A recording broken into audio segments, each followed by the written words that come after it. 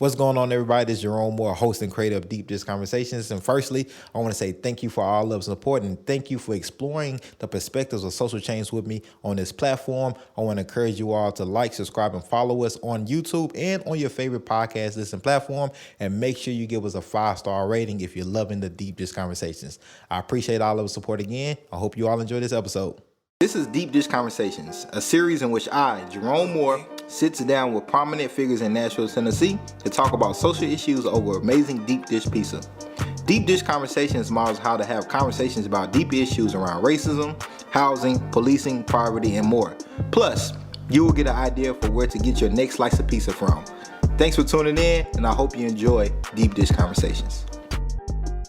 What's going on, everybody? Welcome to another amazing episode of Deep Dish Conversations. I'm your host, Jerome Moore. And, every guest that we have on here is amazing, right? But some people are just, extra, especially amazing. And Don Diener is one of those people, former public defender of Nashville-Davidson County, currently the founder and director of Choosing Justice Initiative here in Nashville. Hey, Don, how's it going? Hey, it's going well. What a kind introduction. Hey, kind for kind people. And this is me and Don's first time meeting in person. Yes. We've been on many Zoom calls over the pandemic times. And so it's good to see you in person, in the flesh. This is fabulous. Hug you. Disclaimer, okay? Disclaimer. I have to put it out here. I told Don that I would do it. Don is a New Jersey native. And when I emailed her and reached out to her about doing the Deep Dish Conversations, she happily agreed, but let me know that because she is from New Jersey, thin crust is definitely unequivocally better than deep dish. Absolutely. And so for all her New Jersey folks, East Coast back at home, yes, she's doing this for the love of the show and myself. But, we have thin crust here, too, so what she can partake in. But I would not dare come to Deep Dish Conversations with Jerome Moore and order a thin crust pizza. So, Well, I had to put the disclaimer out there because, I get it. I understand. Like, pizza is a serious thing, and it's very serious, especially to me. So if you pick a side, you're on the side, hey, I get it. Well, as deep dish goes, this looks amazing and it smells fabulous. Go ahead and try a bite. Go ahead and try a bite. Before we get started, let's go ahead and get your first I feel like it's had a moment to sit here and rest a little bit, and it's ready. And it just looks amazing. So let me give it a go. How'd it taste? Really good. And we have the same thing. Mine is just thin crust. Wait, and I'm curious, did you order the same thing intentionally, or is that the kind of pizza you really like? Yeah, this is the pizza I really like. I either I'm a pepperoni person, but I really like this spinach margarita that Geno's has. Yeah. It's delicious. So you all should definitely come check it out. If you're here in Nashville or in Chicago. I had good taste to get the same thing. You've been eating here for a while, and you get it, then I got the right thing. Yeah, I need to slow down because if I ate deep dish every, twice a week, because when we do this, I'll probably be 300 pounds maybe. I feel you on that. I got to watch how much pizza I eat too, so. So it could be an everyday thing for me. I like it that much. Seriously, it was an everyday thing for me, in actual life. I would eat pizza every day. Quick story, when I was living in China, the second year I was living, I found a Papa John's and ate there almost every day.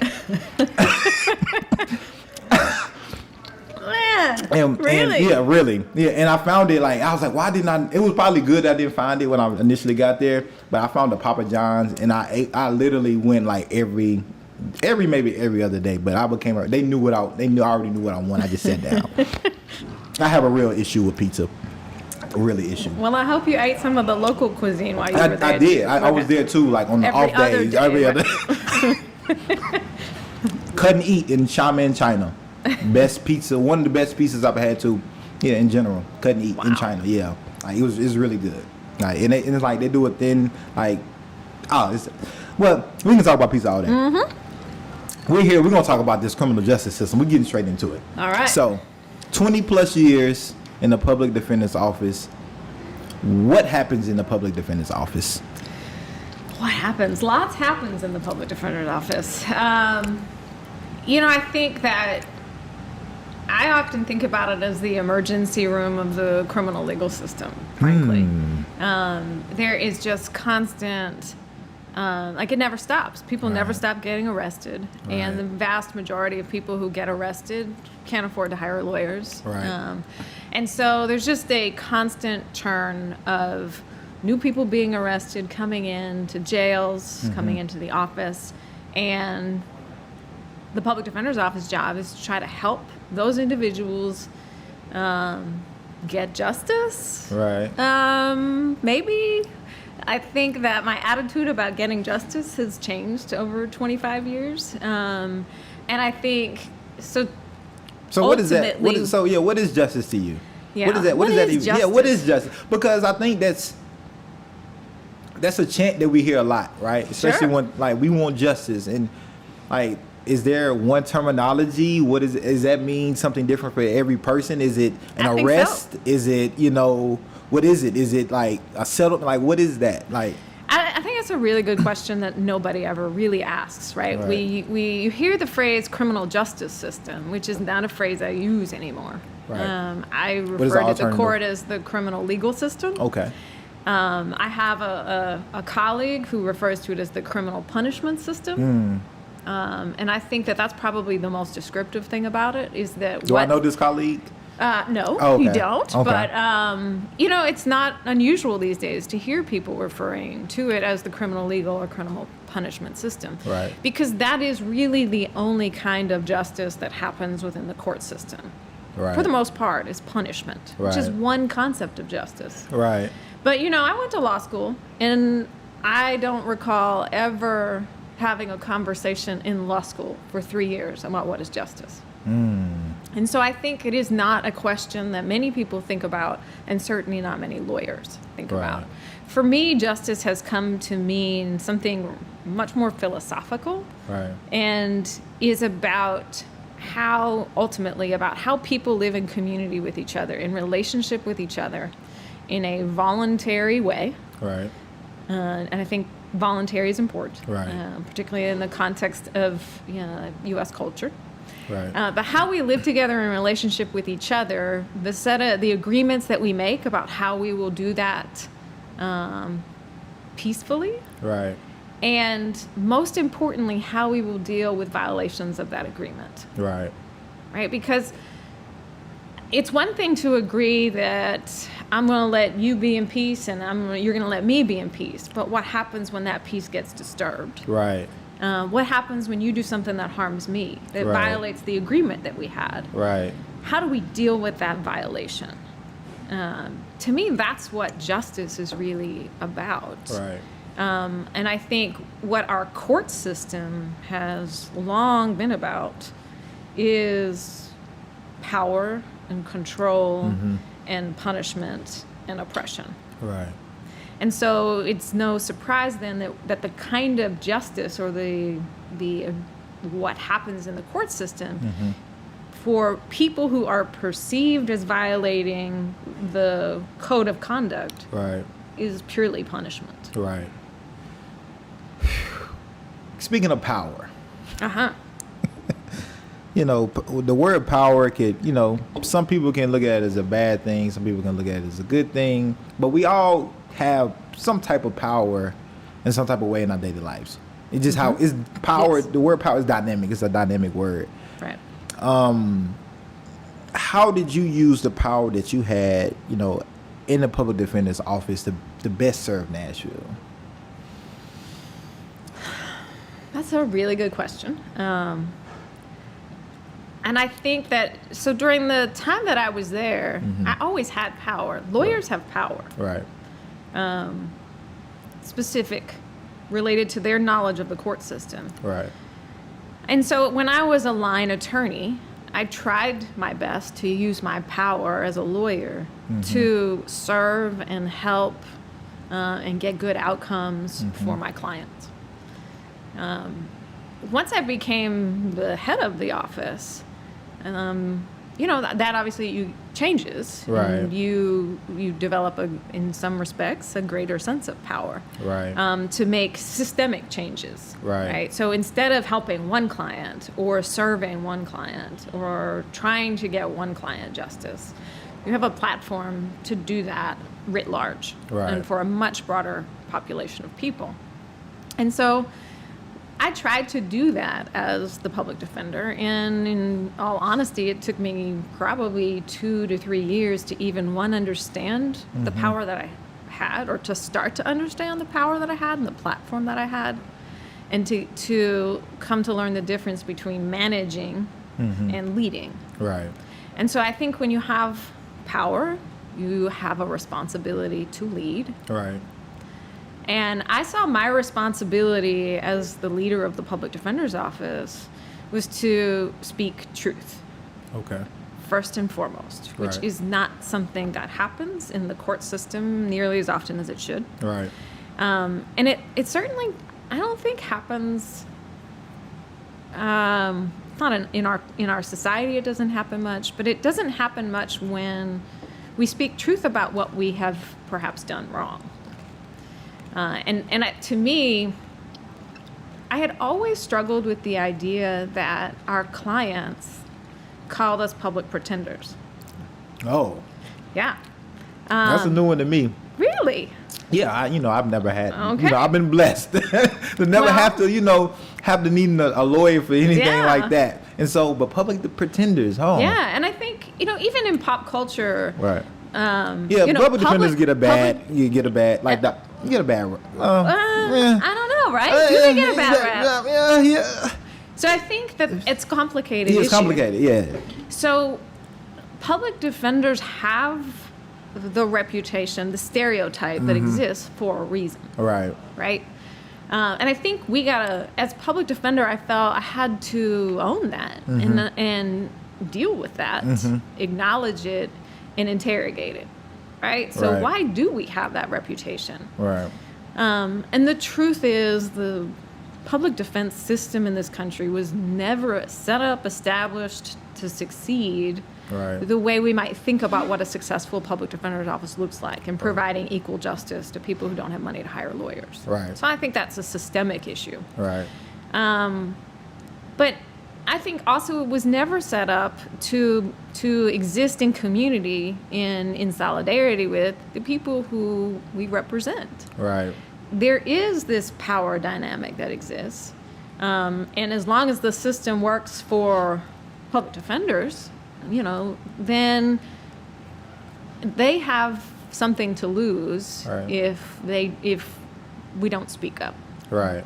Or if we do speak up, we have something to lose. And so I felt like the most important thing I could do as a public defender and using my power is to invite that conversation with the individuals who we were representing and still represent, to say, what do we need to be doing better? What are we doing wrong? How are we not helping you speak? How are we not speaking for you the way we need to speak for you? How are we not fighting for you? Right. And for me, ultimately, the most important issue became reducing our workloads. Right. Because Which you did. and because I knew that as long as we had too many clients, to provide each client with the kind of zealous defense that they needed and deserved, we would never be anything but public pretenders. Right. Right. And we would never have the trust and faith of the people, of our clients, of their families, of the Right. larger communities from where they live. Right. And so fundamentally, I felt like we needed to change that. And so we cut caseloads and started turning clients away, which was a very difficult thing. Right. We can talk about this later, but when the public defender doesn't represent you, there's an entirely different system of indigent defense Oh. that is, in many respects, worse than the public defender option. Right. And so we knew that when we turned clients away, they were going to be funneled into a system that also was not working well. Right. And harmed people. Right.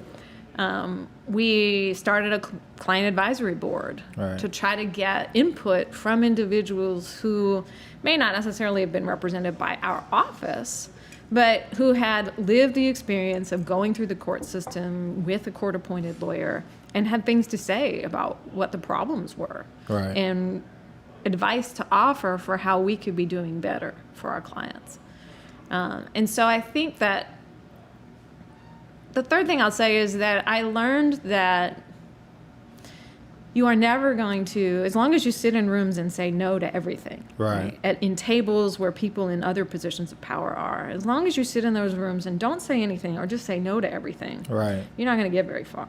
Right.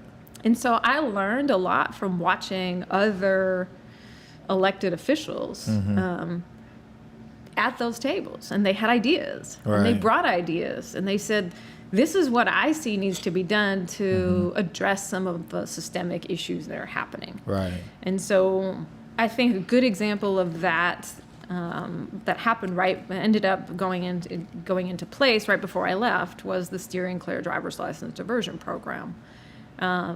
Like that's one of the things I'm most proud of that I did when I was at the Public Defender's Office was Right. to say this whole cycle of sending people through the court system just because they were driving on a suspended license Right.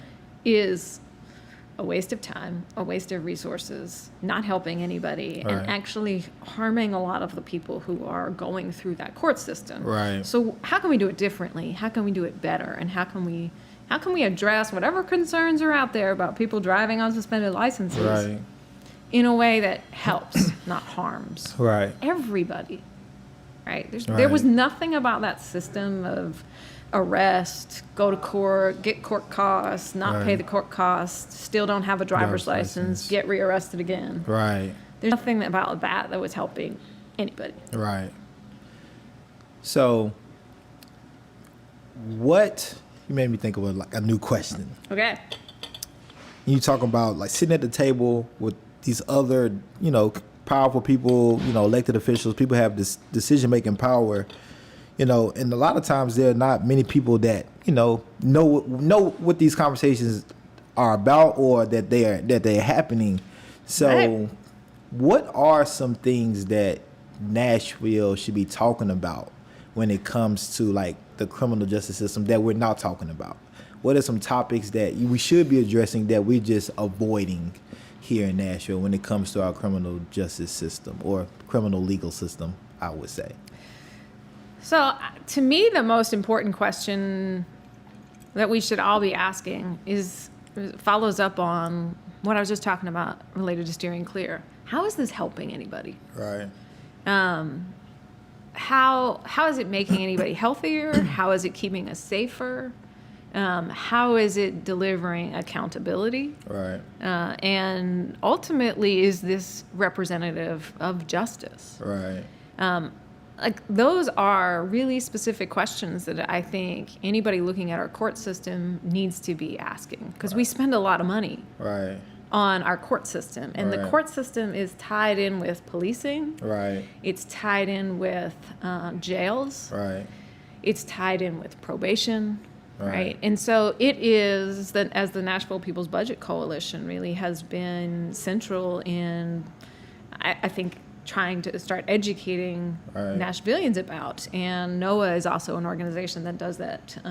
The Black Nashville Assembly, right, is a new organization that's really working on issues around primarily defunding police, but they're also, their perspective is much broader in terms of defunding law enforcement and the Right. whole system that is related to quote unquote justice. Right. Public safety. Public safety. Yeah. Right. And I think that public safety narrative lulls people. Right. Right. I think the average person hears public safety and thinks, oh, the courts and the police got us covered on that. Right. Right? Like we trust them to Right. keep us safe. Right.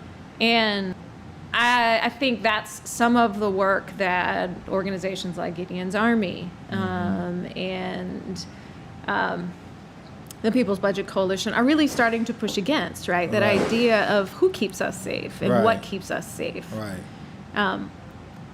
And what is safety, right? Right. So the court system gets a lot of money. Right.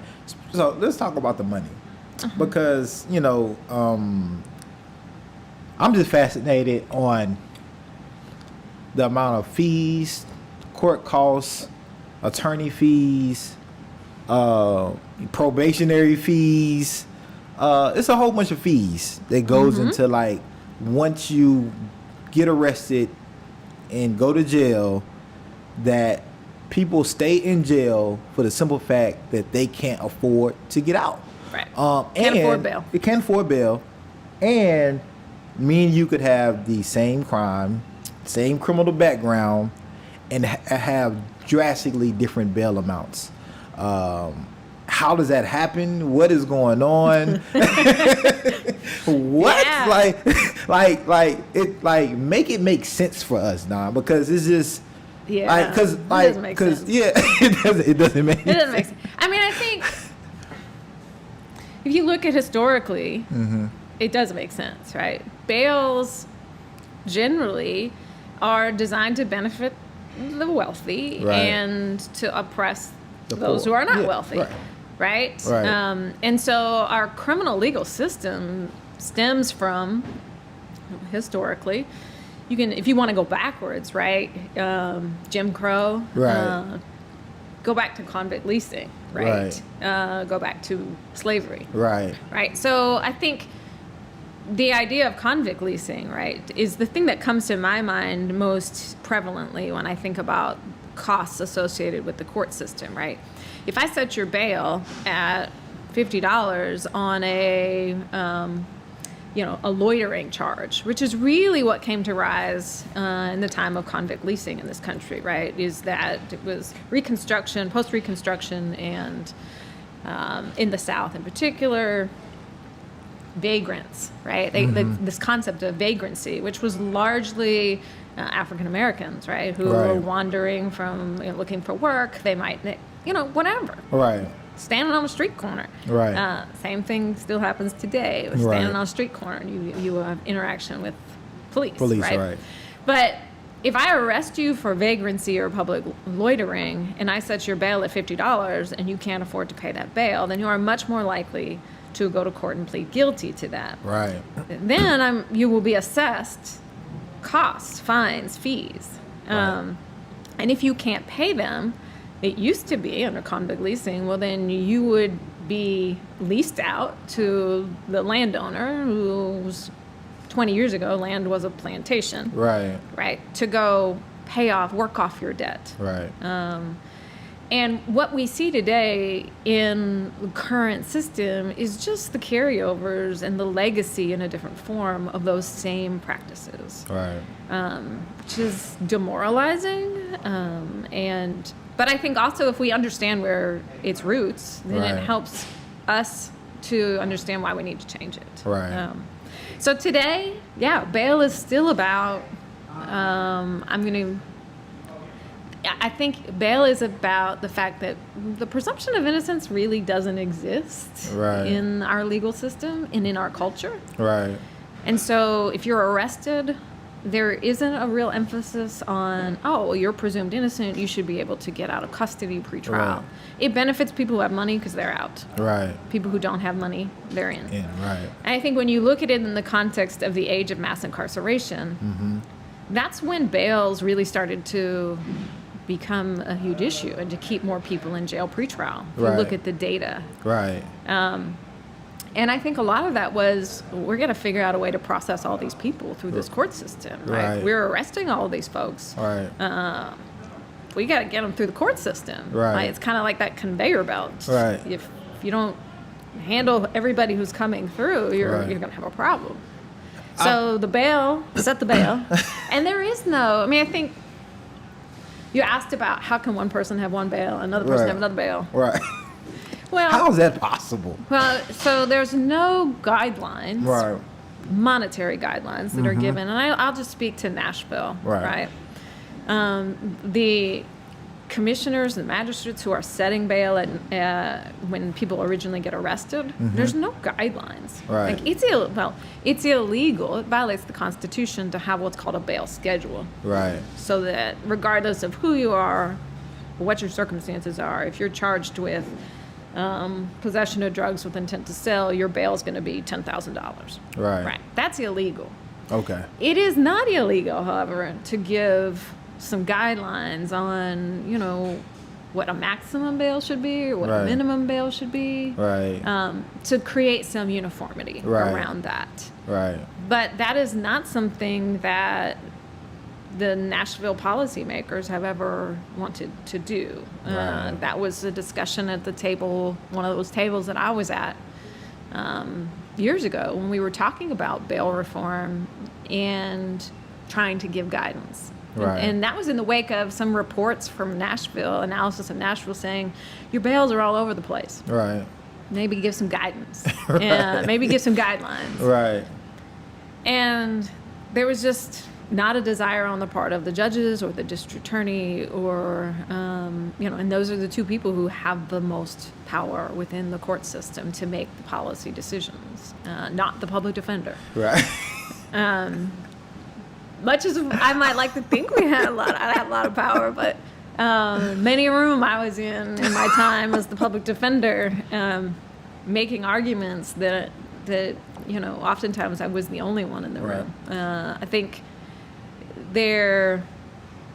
so I think in fines and fees, people are starting to wake up on that, right? So the Metro Council just repealed the General Sessions probation fee. Okay. So I think kudos. I seen that. Yeah, I seen that. It was like $35 a month. Yeah, okay. So kudos to them. Right. I think Howard Gentry, who was our criminal court clerk, he has the ability to, and the discretion to charge some fees or not charge some fees. Okay. And he's right on in his attitude towards that his job is, not about collecting money, but Right. about administering the court system in a fair Right. way. And he knows most of the people coming through the court system Right. don't have the money. Right. So I think there is change afoot, but in most things related to change, there's the easy things to do, Right. and then there's the harder things to do. Right. And I think some of what I feel like I'm doing now in the role I have now is trying to push the harder things to do. What's going on, everybody? This is your host and creator of Deep Dish Conversations, Jerome Moore, and I know you're enjoying this episode that you're watching currently. Make sure you hit that notification button and hit subscribe so you won't miss any of these amazing episodes. I appreciate y'all. Thank you for all love and support, and continue watching the episode. So, I want to go backwards a little bit on, when you were a public defender, the public defender for Davidson County, Nashville, 10-year run, and then you said, I'm done. Yep. Why be done with that role? Why be done? Why be done? Yeah, why be done? I tried to find it, like, what happened? I know you're doing your thing now with choosing Justice Initiative, but you seem just like perfect for that role, but maybe it had some limitations. Maybe I think maybe so. You was enlightened about something. You said, maybe I need to do something else. I'm curious. We're all curious. Y'all We want to know. curious. We want to know. Yeah, I've been asked that question a lot. So I'm going to speak out. I'm going to blame Judge Calloway, Okay. who I know was on Deep Dish. And what happened was she invited me to go to California with her to learn about restorative justice. And while I was out there, that was such a powerful experience for me to learn about a different kind of justice than what I was seeing in the courtroom and what I had been participating in for the last 18 years of my life. And I had this moment while I was out in California, and I started thinking, how much good have I really done for anybody in my career? Right. Wow. How have I really helped anybody? How have I made anybody better, right? Those questions that I think people need to be asking themselves about justice. And so that really started me thinking about, is this what I want to do for the rest of my career? Right. Or do I want to try something different? Right. And so that was kind of the impetus that got me thinking about, maybe I really don't need to be the public defender for the rest of my career. Right. I think on top of that, you hit on it a little bit, working in government can be really restrictive. Right. And constricting, and there are rules of that bureaucracy that you have to follow. Right. One of them that particularly struck me was our inability at the public defender's office to be able to serve people in helping in dealing with their problems beyond whatever their criminal case was. Right. And the reality is that people who have been arrested and are involved in the criminal legal system often have overlapping issues. Right. And if we really wanted to be about helping people problem solve and get past what's brought them into the criminal legal system, oftentimes they need help to navigate other legal arenas. And, other professionals, probably. Right. Yeah. And our hands were tied. We just couldn't do that. And that model, to me, just doesn't make any sense. Right. And so I didn't have a whole lot of faith that I could, within the public defender model, expand what we were doing. And I wasn't really sure, like I said, that I wanted to seat it in a government office. Right. And I think that is like the third trip that I was on, or the journey I was on, was really educating myself about things that none of us were taught in high school or college, right? Related to government role in oppressions, right? And learning much more about the history of this country. And coming to understand why none of the people that's why I was a public defender, is that I cared about the people who we were representing and who were impacted by the system. And none of them really had any respect for public defenders, or frankly, there's not a whole lot of respect for government. Right. And I just got more and more uncomfortable being connected and affiliated and associated with government. Government's done a lot of bad things. Yeah. Right? Done a lot of bad things. Well, like a lot, And that's not to say, there are good people in government. It's a system. But it is Systems. systems everywhere are just overwhelmingly powerful. Whether we're talking about the healthcare system or the school system or the legal system. Right. They are set up, and the way they are set up, for reasons that are about oppression and racism and capitalism and for reasons that perpetuate harm on communities and people who are oppressed. Right. I just wasn't sure I wanted to be part of that anymore. And this is my thing. This is me personally.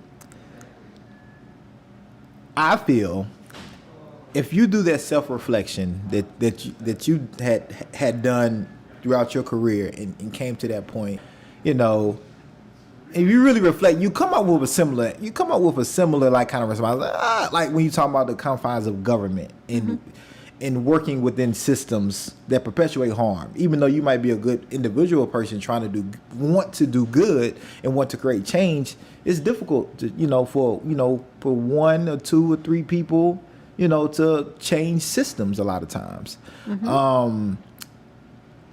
Are people like yourself and others kind of compromised a little bit when they enter into those positions of government and power in these systems and really want to create change, but at some point if you do the reflection, you have to come to a crossroads. I feel that you either say, hey, am I really helping people, right? Or how much help am I really doing, or am I perpetuating kind of the inner workings of this system? Right. That's exactly right. And I think that the answer for me was I'd done what I thought I could do within that space. And it was time for me to go.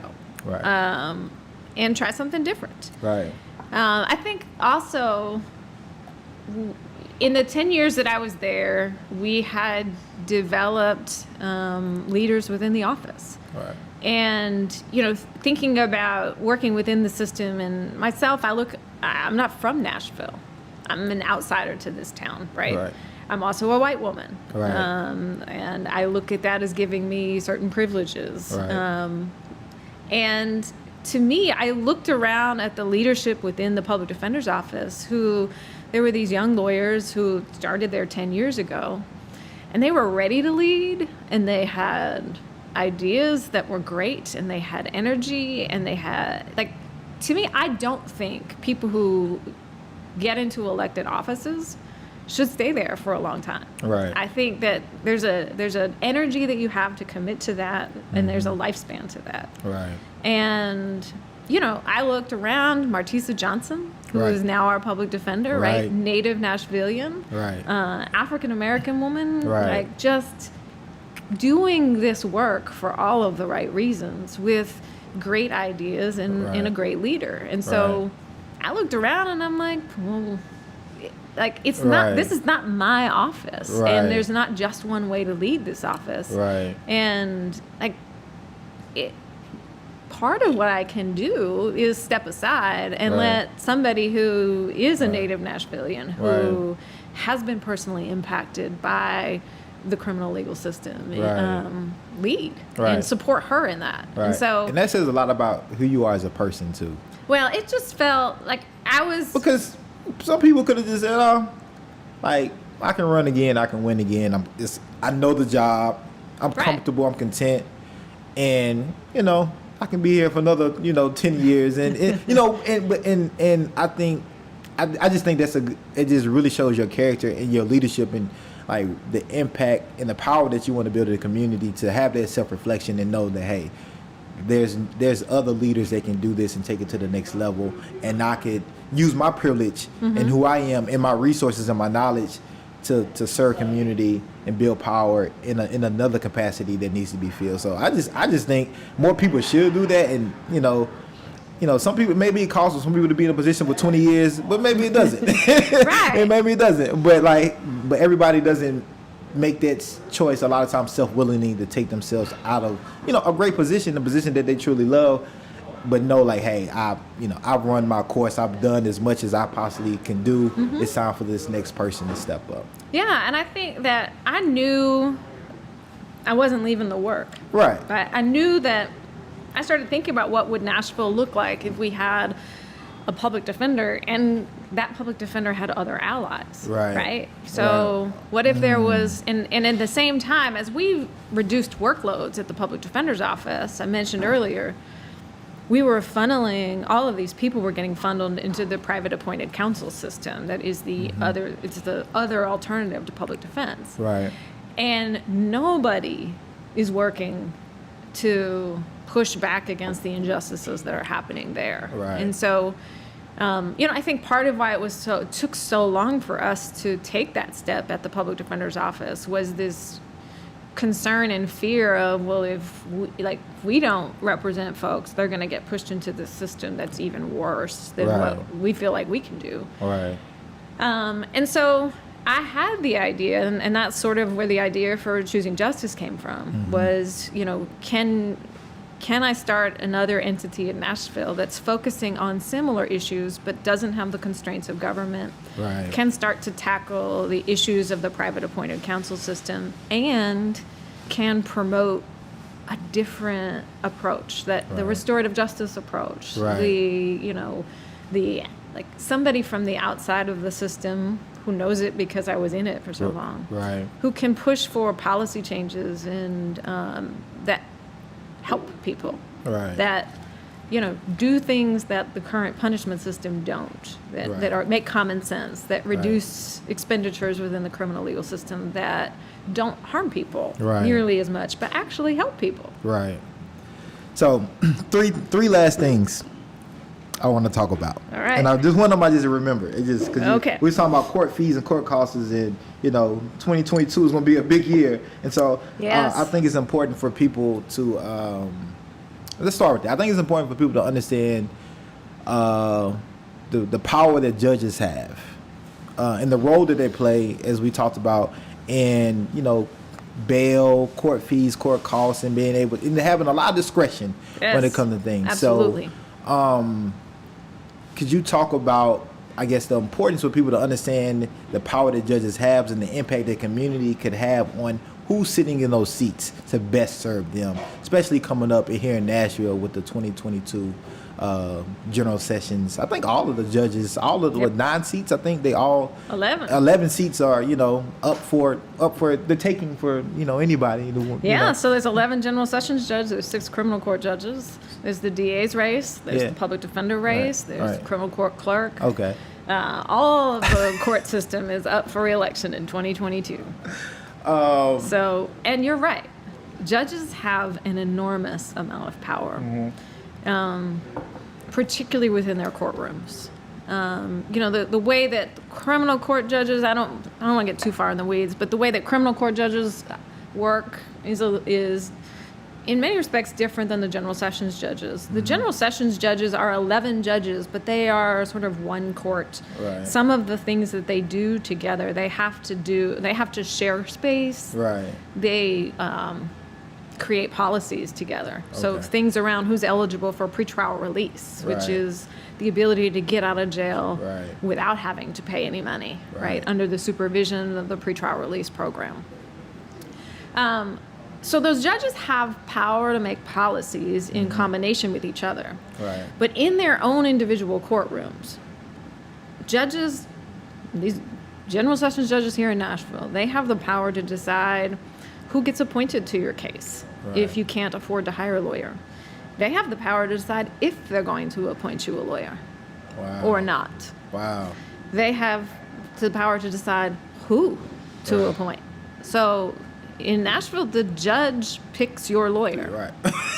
That's important. It is. That's important. It is, and I think particularly important in understanding when you layer that on top of the mistrust and distrust of the legal system that exists in large swaths of the community that are subjected to it, right? So why would anybody and this was one of the things that really hit me. I read a book called Devil in the Grove many years ago, which is about Thurgood Marshall's time before he was a justice. But he was representing people in the South, in Tennessee and in Florida, representing black men largely, who were caught up in the criminal legal system on bogus charges. Right? And that system then, nobody in that system, none of those defendants was going to trust the court to give them a good lawyer. Right? And so that's the history from which we currently operate today. And if you think about, I started thinking about the people I was representing, the conversations they were having with their parents and their grandparents and their great-grandparents about what they understood about how the court system operated. Why would anybody trust that? So I think judges have the power to control what kind of defense you get if you don't have any money. They have the power to waive court costs, fines, and fees if they want to, or not. They have the power to set a monetary bail that you can pay, or not. They have, if you're in general sessions court, they do probable cause hearings, and can do bench trials where they're going to decide if you're guilty or not guilty if you agree to that. Well, they have the power to sentence. They have the power to sentence you. And so this is awareness for everybody, especially here in Nashville. 2022, do your research, listen to people like Don, but also I think, and we don't have enough time to really talk on it, but Court Watch. Court Watch, the Nashville Community Bail Fund, has a Court Watch program, and are you all doing the same? Are you all in partnership with the Choosing Justice Initiative with that as well? So the Choosing Justice Initiative does do some work, basically some educational work around that, trying to help people, just get the foundational knowledge they need to know what are they looking at when they go into a courtroom. But for people here in Nashville, Court Watch is a great way to evaluate judges and the type of decisions they are making to our residents, to our neighbors, in their cases, so you can really see, kind of, is this the best judge to be sitting in the seat for the community that's going to make the best, equitable decisions, I would say, for everybody, no matter, gender, race, all of those things Right. that go into the consideration. And Raheem Buford is doing a Nashville Community Court watch stuff now too. Raheem, So shout out to Raheem. He's on season 1. Reach out to Raheem. Yep. And so folks who are interested in getting to know more about that and getting engaged and going to watch some court can reach out to him as well. You mentioned another race that's coming up. Well, another seat that's up, the DA. Yeah. And so there's Glenn Flunk, right? General Glenn Flunk. That is the current DA, yes. Attorney General Glenn Flunk. He recently just made some would say a controversial decision when it comes to rest in peace Daniel Hambrick, and his family just still mourning, I'm sure, and as far as the decision when it comes to Andrew Delick, the police officer that murdered him, Daniel Hambrick. A lot of controversy around his decision, this backdoor decision on Delick, not going to happen to trial, just being able to plea.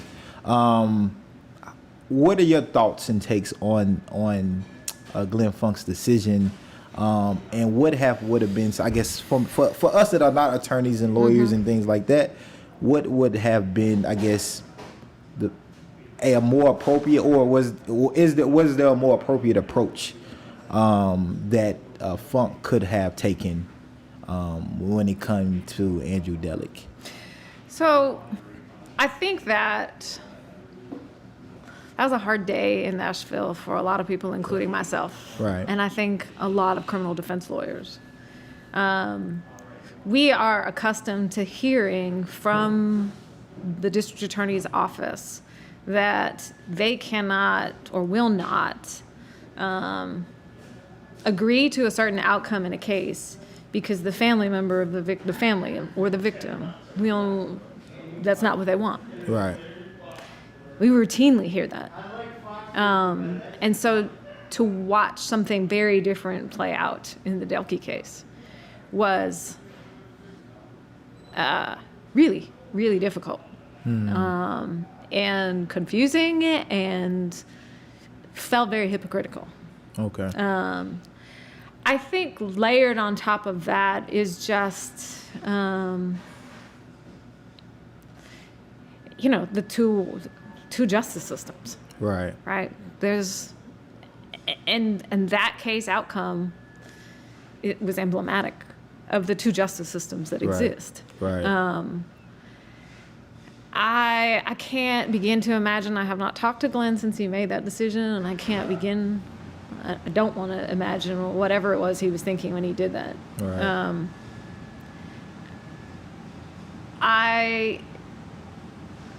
I think that from where I come from in my journey of learning about restorative justice,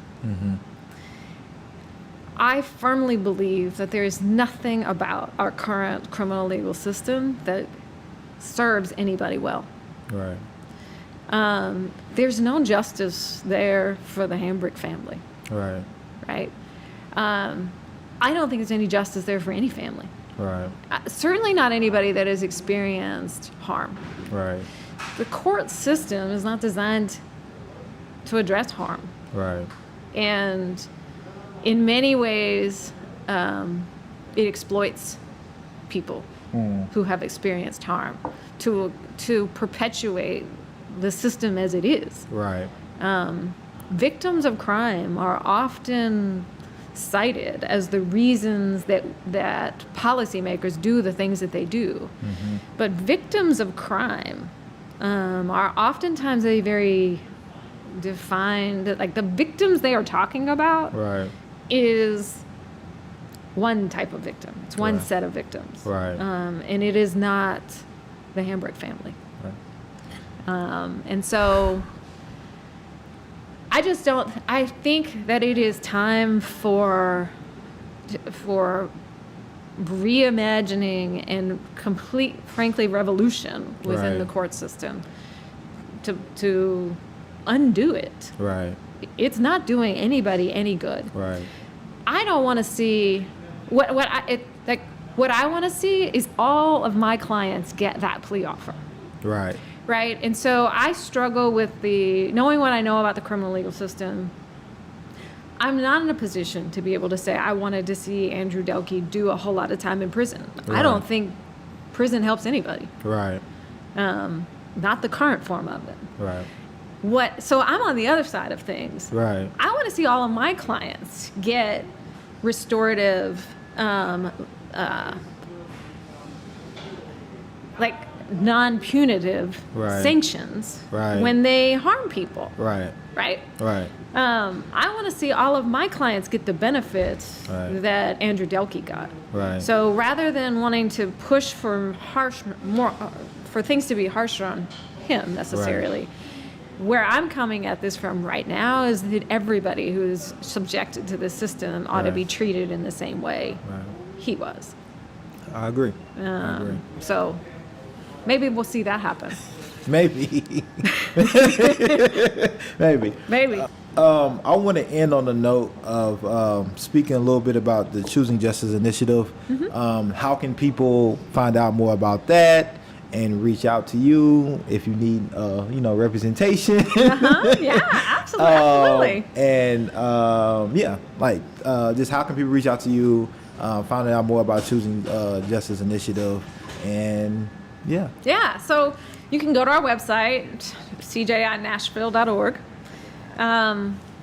And when I started CJI, the goal was to create a community-based, client-centered, holistic, for lack of a better word, but holistic law firm that represents people who can't afford to hire lawyers. Right.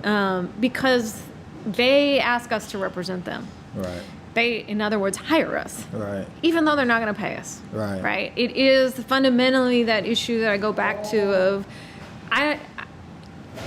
we only have as much value as the people see in us. Right. Right. And so I believe that if we provided high quality representation to people who can't afford lawyers, Right. that people would seek us out. Right. And they would find value in it, and our reach would grow. Right. And that is happening. That's right. great. So we've been in existence almost 3 years now. Okay. Is it a nonprofit? It is a nonprofit. So people can donate. People can donate. Donate. Indeed. Need People money. can donate. Need people. This is the way it's Yep. out. You need money. You need Yep. resources to help people. Yep. So started with just me, and we just had our 4th staff member start this week. Wow! Congratulations to them. Yeah, so that's exciting. We now have, there are 3 lawyers on staff and a paralegal, who also, she's Right. more than a paralegal, right? You all take interns? We do. We just finished. We have our Vanderbilt undergraduate Vanderbilt, student yeah. with us. Yeah. We are located on the campus of American Baptist College. Okay. ABC. Okay. And so you can find us there. If you have any connections with ABC, they can point you in our direction. But when I started it, I spent a long time thinking about the name, as most people do. And I firmly believe that fundamentally people want to act in justice, right? They want to be just. Right. If they see 2 options on the table and they think about it and they think that's wrong. Right. This is the right thing to do. Right. And simply put, what's wrong and what's right, and people want to do what's right. Right. So many people don't know what's happening though. Exactly. Right? And it's not their experience to be involved in the court system. Right. Once you open their eyes to it, whether it's through Court Watch or listening to podcasts like yours Right. or reading things, right, you come to recognize there's so much injustice happening. Right.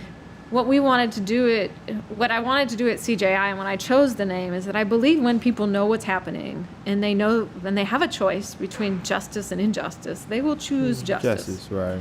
But I also think the power of choice is real. Right. Going back to and rooted in the fact that people don't currently have a choice of who their lawyer is if they need a court-appointed lawyer. Right. The power of choice means something. It's Right. power. Right. And I believe that every person should have those choices within our court system. Right. That